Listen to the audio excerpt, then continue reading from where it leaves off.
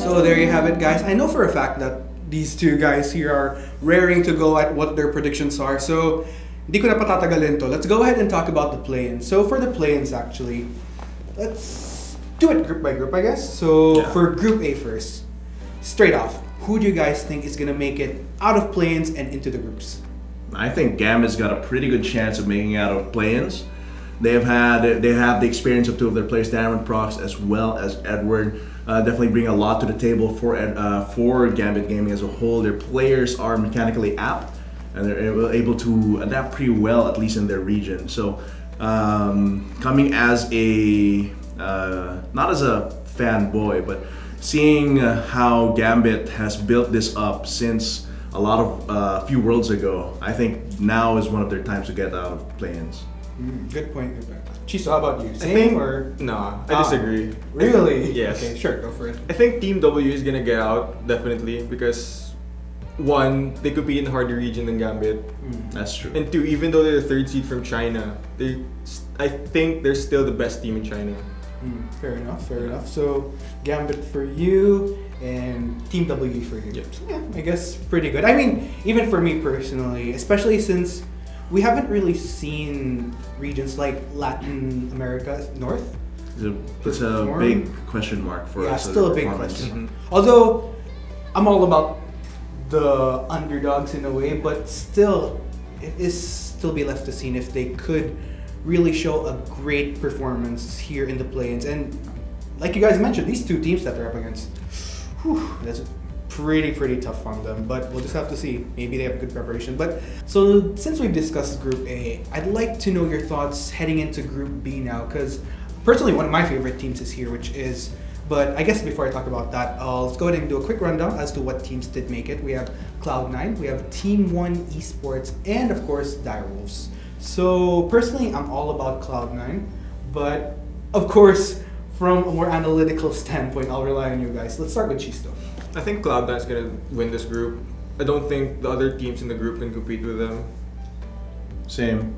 Like Cloud9, comparing to the two other regions that Team 1 Esports and Direwolves come from, the North American LCS is actually very competitive. And I think that environment combined with the individual skill level of the players from C9, Cloud9, will be able to get them out of Group B into the group stage. Out of curiosity, I mean, since both of you kind of share that same opinion on Cloud9, sinong tingin yung player to look out for sa roster nila? Jensen. Jensen, mid lane. Jensen's gonna body those fools.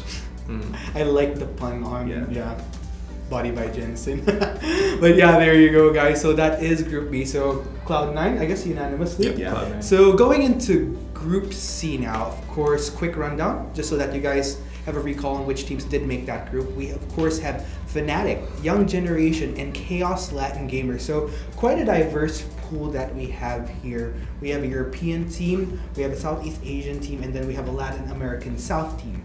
So I don't know about you guys. This one's a little bit more trickier. Atlas, who do you think is going to make it out? For me, I still think it's going to be Fnatic. Like for now, YG is still a big question mark, even though they did phenomenal in GPL Summer 2017. However, I think the experience as well as the skill level that's like predominant in EU, and that includes Fnatic, will get them out of the play-ins. I would not be surprised if YG gives them a good fight. Chista? Yeah, I think Fnatic can definitely win this group. I think as an org, they've established themselves already, and that they have just better players overall than other teams.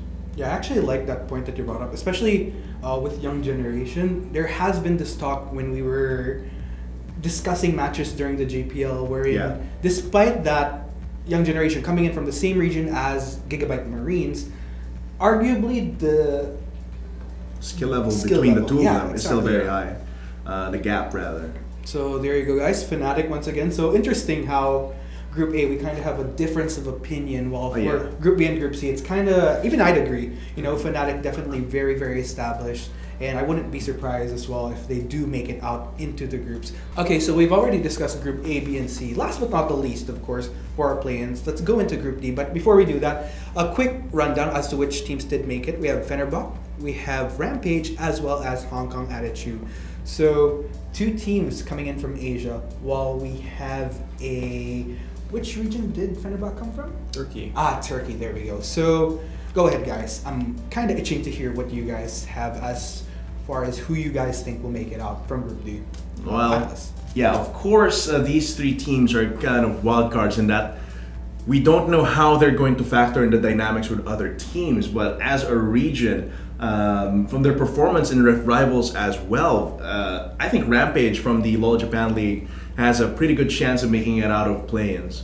They've shown in that they've actually a lot of investment into the organizations, in the infrastructure, in esports in Japan, as well as the players. They have Korean imports as well, but of course, I think Fenerbahce also has Korean imports. But looking at the performance, it's definitely Rampage for me. Okay. For me, it's a toss-up between the 3 teams because they're all unproven. Yeah, that's true. Especially on the international stage. I mean, they're new to Worlds. I think it's who shows up when they have to compete. I see. So Rampage for Atlas, somewhat of a toss-up for you. Yeah, I mean, I actually 33% across the board. Definitely, does ultimately done well. Although, like I did mention, for Rampage in particular, we did see them have a great run during Rift Rivals, actually beating out Gigabyte Marines, who is in the groups right now. So maybe that is an indication as to how strong they are as a team. Yeah, but of course, Rift Rivals isn't a good rubric. True. Yeah. And I guess for the rest of the teams, like I did mention, we're yet to see how they will perform on the world stage. So it's left to be seen at the end of the day. So I guess that's the play-ins for you guys. But I'm actually interested in hearing out, because for play-ins, we actually do have a kind of a different format as to how they'll transition to groups. So Chisa, why don't you give us an insight onto that? Well, so the way play-ins work is that the top 2 teams from each group will be seeded 1 and 2. And then the first seed from Group A can face either the second seed from B, C, or D, and so on and so forth.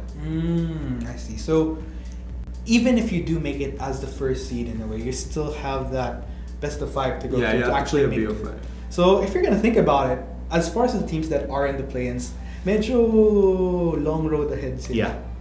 In comparison sa mga nasa groups na medyo sitting pretty na as to make it into the playoffs, hopefully. So there you have it, guys. That does give us some insights as to what we would expect of the World's play-ins. And when we do head into the next topic, we're going to be talking about itong medyo mas juicy because a lot of fan favorites in this, the groups. So there you go, guys.